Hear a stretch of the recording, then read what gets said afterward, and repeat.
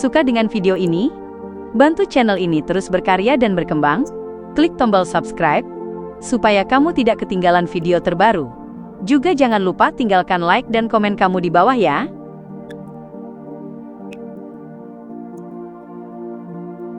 Langit di luar jendela tampak gelap, namun bukan kabut hitam yang biasanya Klein lihat.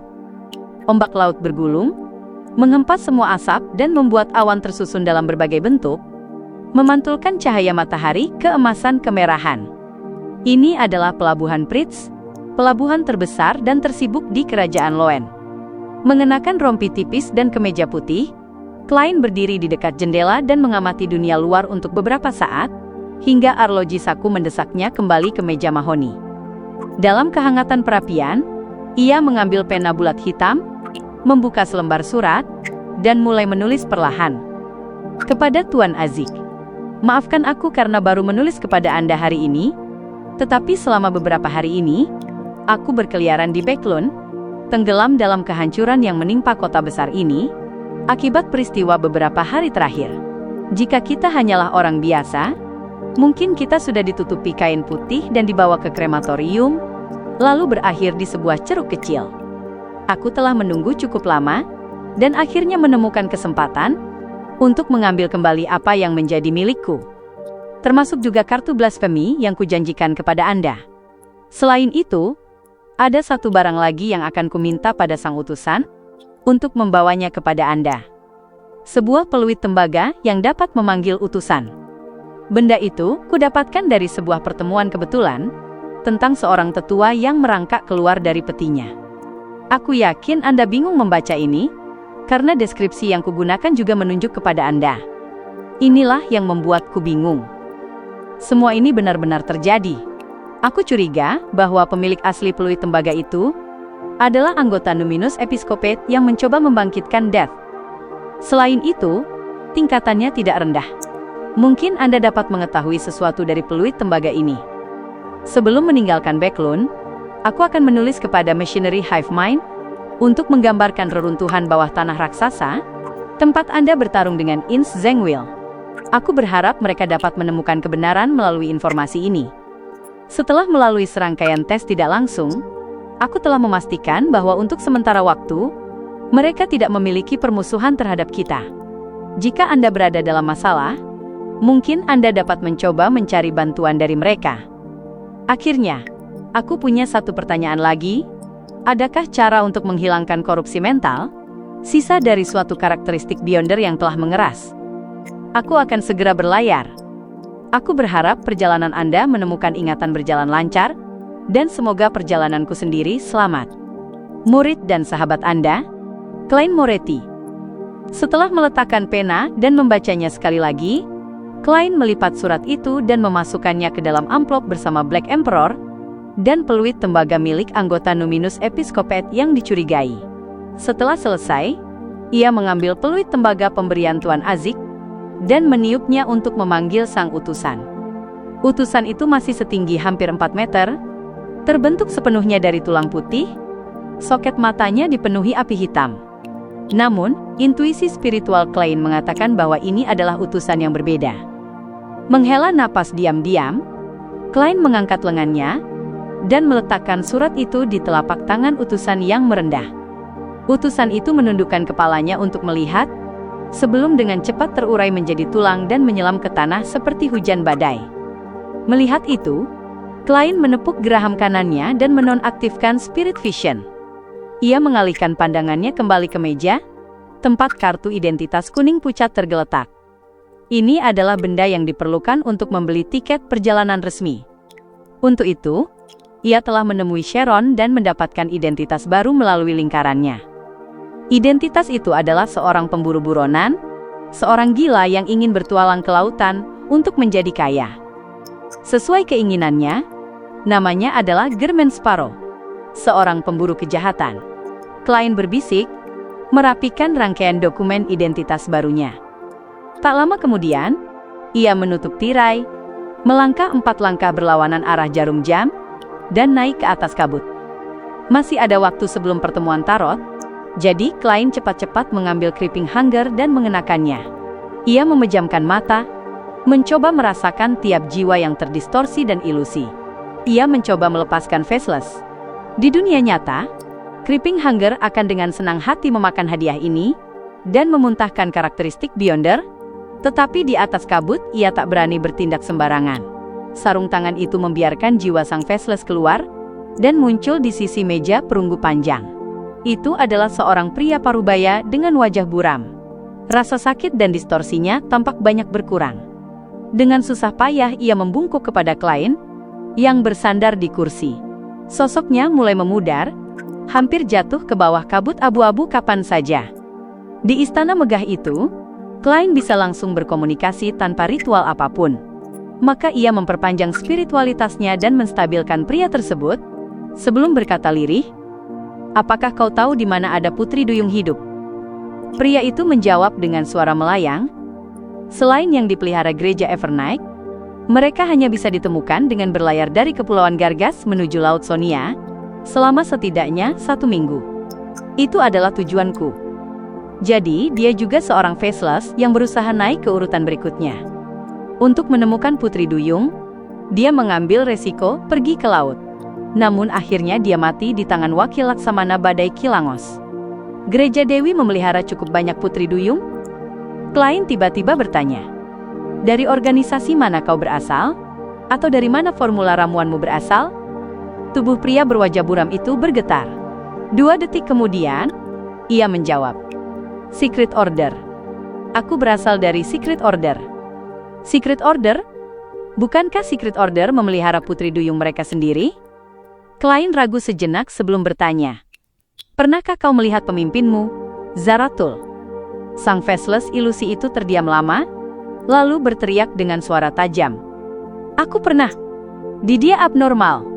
Dia monster abadi. Saat ia berbicara, sosoknya semakin menipis, hampir lenyap. Seperti dugaan, Zaratul masih hidup. Apa yang terjadi hingga anggota Secret Order begitu ketakutan padanya? Lebih tepatnya, pada dirinya.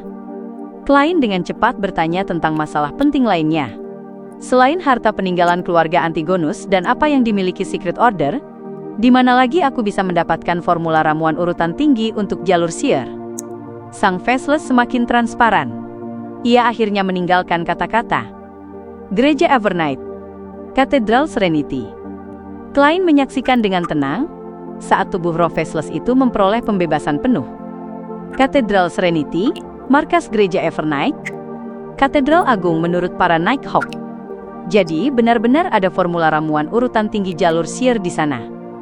Berapa banyak rahasia yang disembunyikan gereja-gereja besar ini? Menghela napas, klien membiarkan lendir hijau gelap pada sarung tangan mengalir ke permukaan meja perunggu.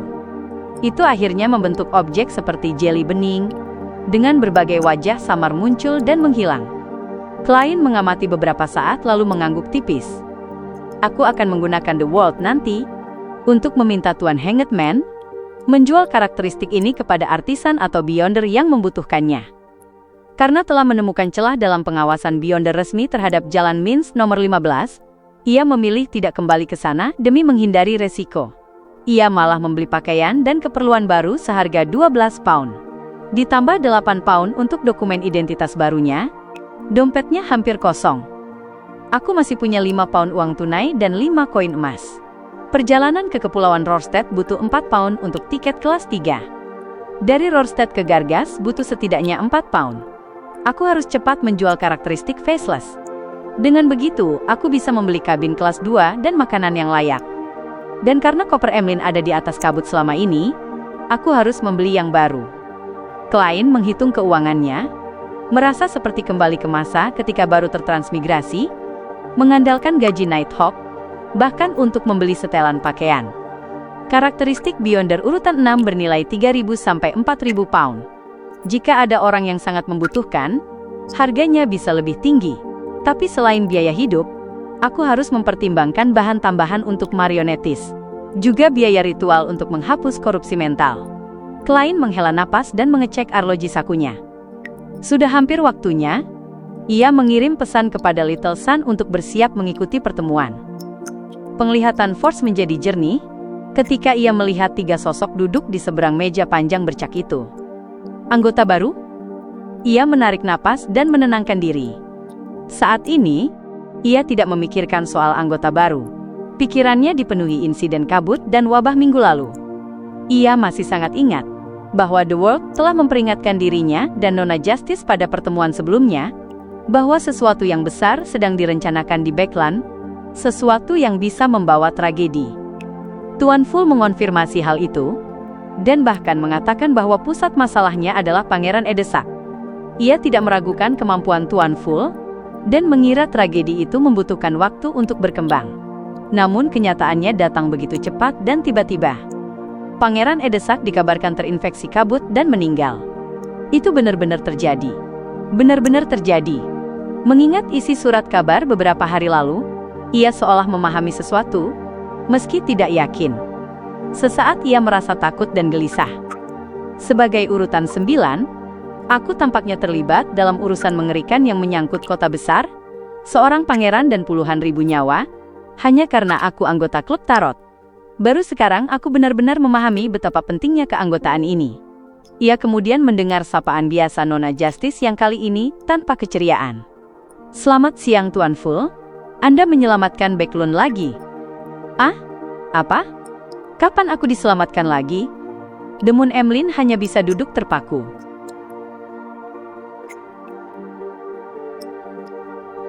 Saat memikirkan kembali kejadian-kejadian terbaru, Demun, Emlyn, dengan cepat mengaitkannya dengan kabut besar dan wabah penyakit, menebak bahwa itulah yang dimaksud wanita di hadapannya. Namun aku mendengar bahwa itu ulah seorang Demoness of Despair yang berusaha naik urutan. Lagi pula, Gereja Storm bereaksi sangat cepat, menciptakan angin topan untuk menyapu semuanya. Bagaimana mungkin dikatakan bahwa The Fool menyelamatkan Backland? Emlyn, yang memiliki seluruh klannya di belakangnya, cukup banyak mengetahui berita. Dengan membandingkan apa yang ia ketahui, sulit baginya untuk tidak terkejut dan bingung. Meskipun ia selalu merasa bangga dan tak suka bersosialisasi, ia tetap merasakan ketakutan naluriah saat menghadapi keberadaan tersembunyi yang harus ia panggil dengan dia.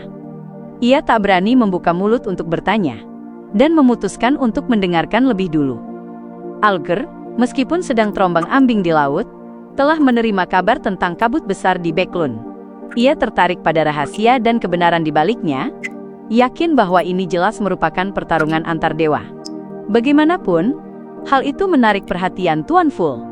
Aku akan bertanya pada Nona Justice saat kami bertukar informasi.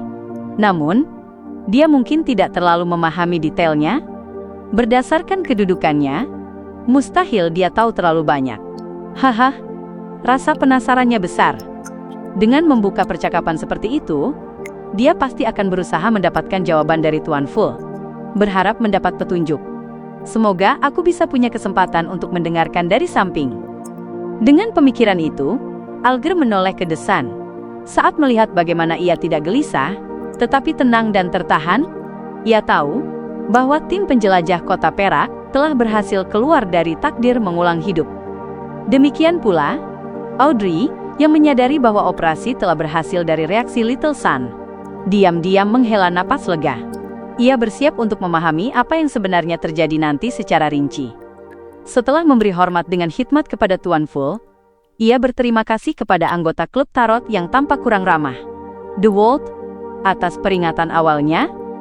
Tuan World, kalau bukan karena peringatan awal Anda, mungkin puluhan ribu orang sudah tewas di Backland dalam kabut besar ini. Pada kenyataannya, aku juga melakukannya untuk menyelamatkan diriku sendiri. Klein mengendalikan The World untuk tertawa serak. Ia mengatakannya dengan tulus, tanpa sedikit pun akting, karena jika bukan Nona Justice yang diberitahu lebih awal dan memperingatkan gereja Evernight, maka keberadaan kuat yang menghapus Tuan A tak akan tiba tepat waktu, dan ia sendiri mungkin tak mampu bertahan lama. Jika Tuan A mencerai-beraikan dan memakanku, mungkin aku tak akan punya kesempatan untuk hidup kembali. Klein berpikir dengan ngeri yang tertahan. Tuan A memakan seseorang benar-benar berarti memakan. Segera setelah itu, sebagai The Fool, ia bersandar di kursinya dan menjawab dengan senyum, "Aku hanya memberikan sedikit bantuan tak berarti." "Tidak, utusan Anda benar-benar membantu menyelamatkan Backland." Kontribusinya yang terbesar di antara semua orang. Puji Audrey dari lubuk hati. Peringatannya memungkinkan Sang Dewi, Gereja Evernight, untuk bersiap, melenyapkan Demoness of Despair tepat waktu, dan mencegah Primordial Demoness terbangun. Itu membuat polusi kabut besar dapat dikendalikan. Lebih jauh lagi, dia bahkan menghancurkan ritual Aurora Order, mencegah percobaan penurunan True Creator sekali lagi, menahannya agar tak memasuki dunia nyata. Audrey menerima pujian bulat dari Earl Hall dan istrinya, karena memberikan informasi paling penting. Mereka tak menyembunyikan hasil penyelidikan, dan beberapa rincian lain yang mereka dapatkan darinya. Tentu saja, sebagai orang tua, mereka juga menyampaikan harapan, agar putri mereka tidak terlalu terlibat dengan organisasi rahasia itu. Cukup bila ia tetap berada di lingkar luar, mengumpulkan informasi, dan menjaga kekuatannya tetap di bawah urutan 7. Primordial Demoness terbangun. Percobaan penurunan True Creator. Apa yang sebenarnya terjadi di Backlund? Pada saat yang sama, Alger dan Emlyn bereaksi sama, meski ekspresinya berbeda. Yang pertama hanya sedikit mengangkat kelopak mata dengan pupil menyempit, tanpa sadar bergeser duduk ke samping, sementara yang terakhir tampak seolah hendak melompat berdiri. Ibu? Tidak. Yang Mulia Bulan, sejak kapan Backlund menjadi begitu berbahaya?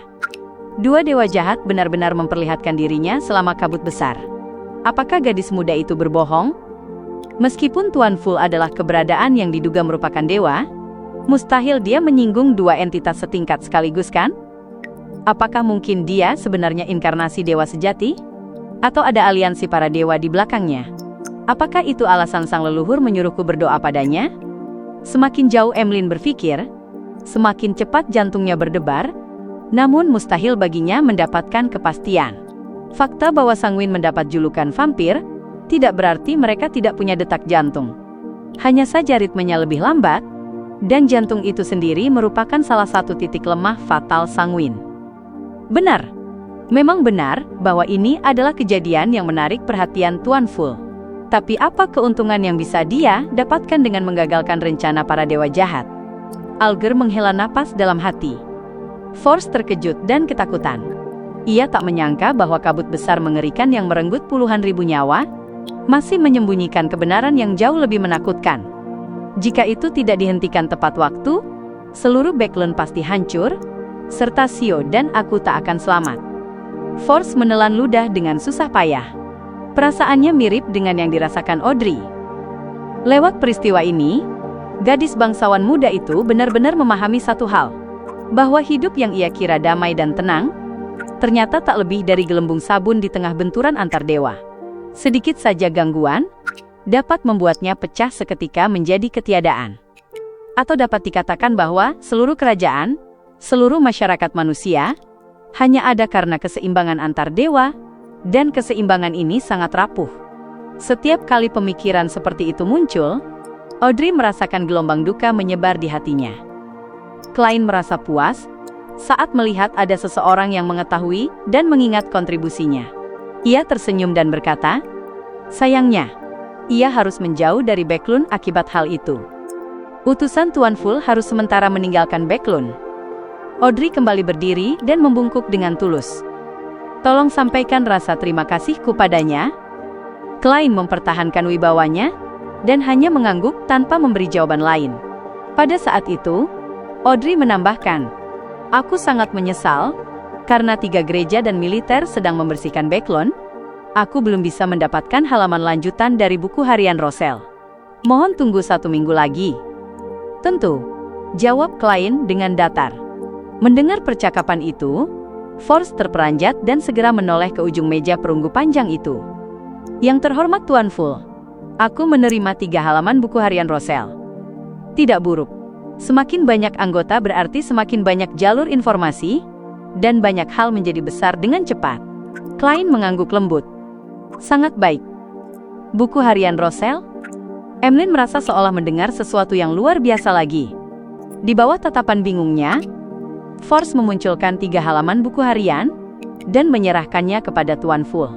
Barulah Klein teringat, bahwa ia lupa memperkenalkan vampir tertentu. Dengan tersenyum, ia memperkenalkan, ini anggota baru, Tuan Moon. Pertemuan ini disebut Klub Tarot. Mereka adalah Tuan Moon. Kupikir Moon akan dipilih oleh seorang wanita. Audrey menyapa dengan sopan sambil pikirannya melayang-layang. Demikian pula, Emlyn bertanya-tanya, apakah anggota seperti The Hanged Man dan Justice adalah manusia atau makhluk transenden? Jalur urutan apa milik mereka? Berada di urutan berapa? Dari organisasi mana? Atau apakah mereka ramah terhadap sanguin? Klein tidak peduli mereka saling menilai saat ia menurunkan pandangannya pada halaman buku harian di tangannya. Tanggal 11 Februari. Hari ini, aku mengetahui sebuah rahasia keluarga Sauron. Hahaha, aku bisa mati tertawa. Hahaha. Jadi ternyata jalur hunter yang mereka miliki akan mengubah gender pada urutan 4. Pria tidak berubah, tetapi wanita akan berubah menjadi pria. Tak heran tak ada urutan tinggi Beyonder dari keluarga Sauron. Yang pernah kutahu adalah wanita. Iron-Blooded Knight memang pria sejati. Hahaha, jika saja rahasia ini tidak begitu sensitif, aku ingin sekali mengejek Floren lain kali. Leluhur keluarga Sauron yang mirip dengannya, mungkin dulunya adalah wanita. Ramuan ini benar-benar jebakan, bukan? Aku berharap jalur Savan tidak memiliki perubahan aneh apapun ketika mencapai urutan tinggi. Aku tak ingin suatu hari tiba-tiba menyadari bahwa aku tak bisa naik urutan, atau aku harus berubah menjadi wanita. Pikiran pertama Klein ketika membaca catatan itu adalah, Kaisar, kau memang tidak akan berubah menjadi wanita, tapi kau akan melakukannya dengan seorang demones. Mungkin lebih dari satu. Memang ada jalur yang mengubah wanita menjadi pria. Dan itu termasuk dalam jalur yang sudah kuduga. Hunter melambangkan perang, mengubah wanita menjadi pria pada urutan 4. Ini agak aneh. Jalur demones berubah pada urutan 7, which tidak benar-benar sepenuhnya bersesuaian. Klein merasakan kekacauan dan kegilaan yang semakin kuat, hasil dari asimetri yang ekstrim. Apakah mungkin logika dasar dunia ini adalah kekacauan, distorsi, kegilaan, dan ketidaksimetrian? Ia berusaha keras agar tidak mengernyit. Tanggal 12 Februari. Tidak bisa. Aku langsung ingin tertawa setiap melihat Floren. Hahaha. Tanggal 15 Februari. Artileri modifikasi yang kudesain dan kukawal telah selesai. Hasilnya lebih buruk dari perkiraanku, tapi masalahnya tidak terlalu besar. Dengan ini dan produksi massal, aku bisa menunjukkan pada dunia apa itu taktik maju yang sesungguhnya. Untuk merayakannya, aku memutuskan mengadakan pesta untuk mengundang orang-orang yang dahulu meremehkanku. Tunggu saja tamparan di wajah kalian. Kaisar benar-benar tidak pernah melupakan dendam. Klein mendesah sambil membuka halaman berikutnya. Tanggal 5 Mei. Organisasi tak terucapkan itu memanggil pertemuan lagi. Aku selalu takjub dengan cara mereka mengumpulkan anggota. Ini luar biasa? Tidak. Sebuah keajaiban. Dengan pengamatanku sebelumnya, aku mengajukan beberapa pertanyaan di pertemuan itu. Misalnya, semua nama urutan 0 memiliki tingkat yang sangat tinggi pada Blasphemy Slate. Hanya Red Priest yang tampak unik, tidak terdengar cukup kuat. Lelaki tua di sampingku mengatakan bahwa Red melambangkan merahnya perang, dan Priest dapat dipahami sebagai kekuatan ritualis pada intinya. Seseorang keberatan mengatakan bahwa Priest dalam Red Priest berarti imam dari Sang Pencipta. Aku lebih condong pada pendapat pertama, dan bertanya pada lelaki tua itu siapa namanya. Aku tidak tahu identitas semua anggota. Secara ekstrim, aku hanya tahu sebagian kecil dari mereka. Lelaki tua itu menjawab dengan senyum. Ia mengatakan namanya Hermes. Hermes? Hermes yang menciptakan bahasa Hermes kuno? Hermes, manusia pendiri mistisisme?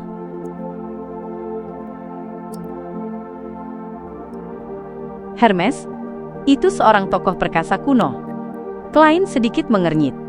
Dengan pengetahuannya yang solid tentang mistisisme, ia sangat paham era di mana lelaki tua yang menciptakan bahasa Hermes kuno itu pernah aktif. Itu adalah pada zaman kedua, ketika para raksasa menguasai tanah dan para naga membumbung di langit. Dalam arti tertentu, ia muncul sebelum God of Combat dan Mother Earth dalam sejarah manusia. Dengan kata lain, bahkan Little Sun, yang belum mengetahui 7 dewa sebelum bergabung dengan klub tarot, kemungkinan besar akan tahu nama Hermes. Ya, aku harus mencari kesempatan untuk memastikan ini melalui The World. Lelaki tua itu secara pribadi mengalami masa ketika manusia awal menguji ramuan sendiri, perlahan-lahan menapaki jalan penuh duri menuju kekuatan seorang Beyonder, selangkah demi selangkah. Ia menggunakan Jotun dan Dragones sebagai cetak biru, dan dengan berdiri di atas bahu para perintis, ia menciptakan bahasa Beyonder yang dimiliki manusia. Ia mungkin melihat Blasphemy Slate pertama. Dia benar-benar bertahan hidup hingga masa Kaisar Rosel, dan dia bahkan mungkin masih hidup sampai sekarang. Ini adalah fosil hidup dari mistisisme manusia. Klein merasakan gejolak emosi. Di sisi lain, ia merasakan ngeri terhadap Twilight Hermit Order. Mereka bahkan memiliki Hermes sebagai salah satu anggotanya. Adapun organisasi rahasia lainnya, atau bahkan gereja-gereja dari 7 sekte, mereka sering menggunakan Hermes kuno untuk melakukan ritual pengorbanan dan upacara. Twilight Hermit Order benar-benar kelas tinggi, megah, dan bertaraf tinggi. Klein tak bisa menahan desah kagumnya di dalam hati. Yang paling ia iri bukanlah keberadaan Hermes, legenda yang hidup sepanjang sejarah manusia di antara Twilight Hermit Order, tetapi fakta bahwa mereka memiliki Blasphemy Slate kedua. Ini benar-benar curang. Klein mengeluh dalam hati ketika memikirkan bagaimana klub tarot hanya memiliki 1 dari 22 kartu Blasphemy. Ia kembali fokus pada kertas dan melanjutkan pembacaan entry buku harian tersebut. Catatan harian Rosel. Langit. Lelaki tua yang duduk di sebelahku, yang terlihat sangat biasa dan tak ada yang spesial, ternyata adalah Hermes. Dia hidup dari zaman kedua yang gelap, hingga kemunduran Beyonder pada zaman kelima. Aku membuat pilihan yang tepat bergabung dengan organisasi ini. Aku bisa melihat masa depanku yang cerah, tidak memakai 3 tanda seru, untuk menggambarkan perasaanku sekarang, jelas tidak cukup. Kumpulan orang hebat ini, para bajingan tua yang tidak mati-mati ini, berkumpul karena mereka percaya bahwa senja semakin mendekat? Tidak, jelas bukan itu. Setidaknya, aku tidak percaya. Pasti ada orang di antara mereka yang mempercayai ide itu sepenuh hati, murni menunggu original kreator untuk terbangun, berharap agar sejarah berkembang menuju titik yang diprediksi. Menurut pemahamanku, itu sepertinya bukan kebangkitan, tetapi kebangkitan kembali. Tapi jumlah mereka tidak mungkin lebih dari separuh. Sisanya memiliki tujuan masing-masing. Entah mereka ambisius seperti aku, atau hanya informan yang menyamar. Tunggu sebentar, aku memikirkan satu masalah. Aku langsung ikut pertemuan setelah menerima undangan rahasia, tapi aku tidak menjalani pemeriksaan apapun. Dan meskipun orang yang mengadakan pertemuan itu berkata bahwa para anggota memiliki perbedaan dan harus melakukan pemungutan suara agar aku bisa bergabung, dan aku lolos dengan 2/3 suara, itu bukan inti masalah. Intinya adalah mereka tidak peduli apakah aku percaya pada ide bahwa senja akan datang, atau apakah aku memiliki berbagai pemikiran lain. Apa yang mereka andalkan untuk memastikan bahwa aku tidak akan membawa bahaya bagi organisasi? Mungkinkah ada seorang Beyonder urutan tinggi dari jalur spektator di antara mereka? Seseorang yang berada pada level malaikat? Dia mungkin menanamkan sugesti psikologis rahasia dalam diriku melalui janji lisan tanpa kusadari. Dan mereka cukup percaya diri untuk menemukan niat jahat tersembunyi dari para anggotanya? Itu mungkin saja, tapi memikirkannya membuat bulu kuduku berdiri. Selain itu, tanpa izin, sekali saja nama organisasi itu disebutkan di dunia luar, itu akan langsung terdeteksi. Mereka bahkan memberiku beberapa contoh mantan anggota yang sudah dieliminasi. Menulis di atas kertas atau dalam bahasa yang baru diciptakan pun tidak akan berhasil. Biar kupikir. Urutan 2 dari jalur spektator adalah discerner, sementara urutan 1 adalah author. Siapa di antara mereka yang cocok dengan karakteristik itu? Ya, aku punya tersangka awal, orang yang memimpin pertemuan. Ya, ada juga urutan 0 dari jalur spektator. Namanya Visionary. Tapi aku tidak percaya ada orang di sini yang telah mencapai level dewa sejati. Jika iya, tidak perlu bersembunyi. Tentu saja, Mereka mungkin memiliki benda ilahi level urutan 0, atau keunikan sebuah jalur. Mungkin itulah yang menciptakan mimpi realistis ini, yang bisa menghubungkan pantai timur dan barat benua, serta bereaksi saat namanya disebutkan. Saat itu aku terlalu syok untuk berpikir. Di tengah keterkejutanku, aku menanyakan beberapa hal lain, seperti kenapa istilah otoritas digunakan dalam deskripsi para dewa. Tuan Tua Hermes memberikan jawaban yang menarik. Klein sampai pada akhir halaman. Ia cepat membaliknya, namun segera kembali. Halaman berikutnya tidak berhubungan dengan bagian sebelumnya. Kemana jawabannya? Ada di halaman buku harian asli berikutnya? Atau dia terlalu malas menuliskannya karena terlalu panjang? Atau merasa tak perlu mencatatnya? Klein begitu frustrasi, hingga hampir ingin menyeberang dunia untuk mencekik Roselle, dan memaksanya memberitahukan jawaban Hermes. Tentu, tidak ada emosi yang terlihat di wajahnya, atau gerakan tubuh tambahan. Jadi urutan 0 jalur spektator disebut visionary. Ini cocok dengan Dragon of Imagination. Kupikir itu akan menjadi dragon. Visionary lebih sesuai dengan yang dipahami manusia, yang berarti meminum ramuan urutan 0, tidak harus mengubah seseorang menjadi naga. Urutan 1 autor. Dari nama ramuan saja, aku merasa itu sangat mirip dengan pena itu, 008 dan sifat-sifatnya. Metode Twilight Hermit Order untuk memanggil anggota adalah mimpi realistis yang menghubungkan timur dan barat benua. Deskripsi keajaiban di awal buku harian sempat membuatku terkejut. Kupikir mereka juga memiliki kabut abu-abu atau ruang misterius di atas kabut abu-abu. Klein menenangkan diri dan menyadari bahwa satu halaman ini memberikan begitu banyak informasi penting. Pertama, ia mengetahui bahwa sang bijak kuno, Hermes, setidaknya hidup hingga era Roselle sekitar 100 atau 200 tahun yang lalu, dan ia adalah anggota organisasi misterius itu. Kedua, dari deskripsi Roselle tentang nama organisasi yang tidak boleh disebutkan, ia pada dasarnya memastikan bahwa organisasi misterius itu adalah Twilight Hermit Order. Terakhir, ia mempelajari nama urutan 0, urutan 1, dan urutan 2 dari jalur spektator.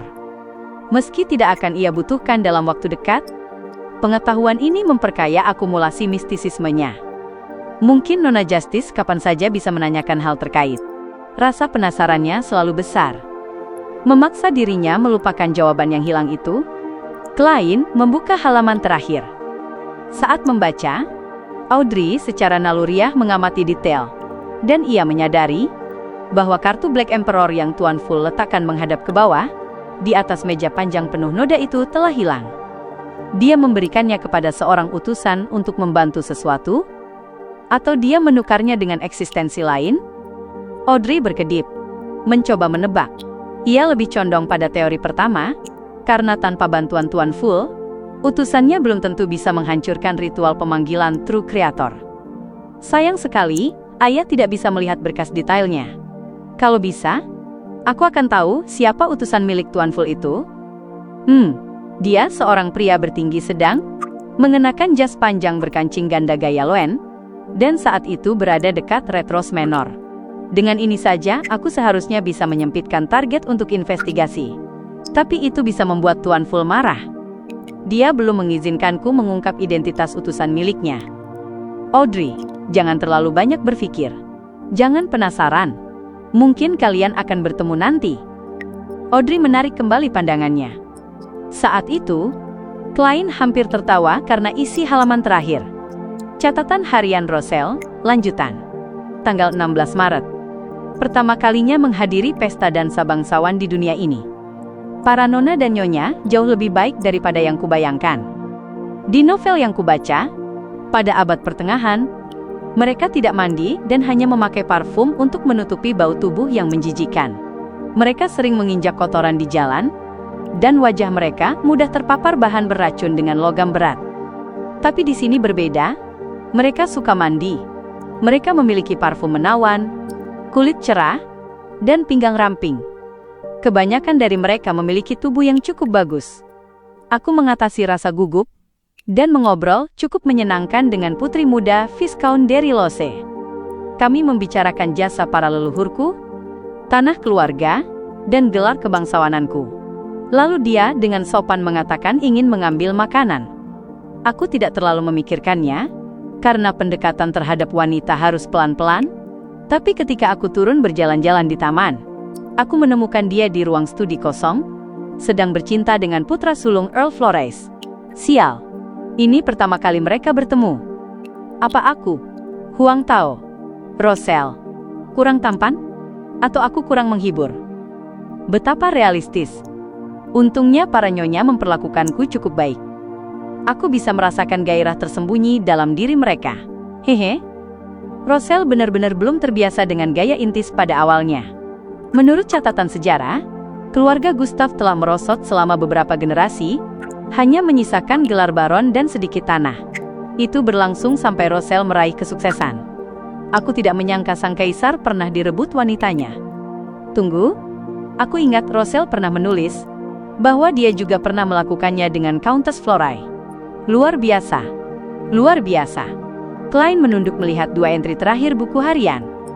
Isinya tidak berharga, hanya kehidupan Roselle di Manor. Sepenuhnya berisi tentang keinginannya berburu, kerinduannya pada makanan lezat, serta harapannya mendapatkan kekuatan Beyonder dan pelayan-pelayan cantik. Klein sedikit menyandarkan tubuh, membiarkan halaman itu lenyap dari tangannya, dan berkata sambil tersenyum, "Kau boleh mulai." Audrey segera menatap The Sun di seberangnya secara diagonal. "Apakah kau sudah keluar dari siklusnya?" Derek mengangguk jujur sebelum membungkuk ke ujung meja perunggu. "Yang terhormat Tuan Full, terima kasih atas bimbingan Anda. Hal itu membuatku menemukan poin kunci Angel of Fate pada mural dengan tulisan Rose Redemption. Itu membantu ketua menghancurkan siklus takdir yang berulang." "Angel of Fate apa?" "Aku tidak tahu apa-apa." The Fool, Klein menjawab dengan senyum. "Tidak buruk.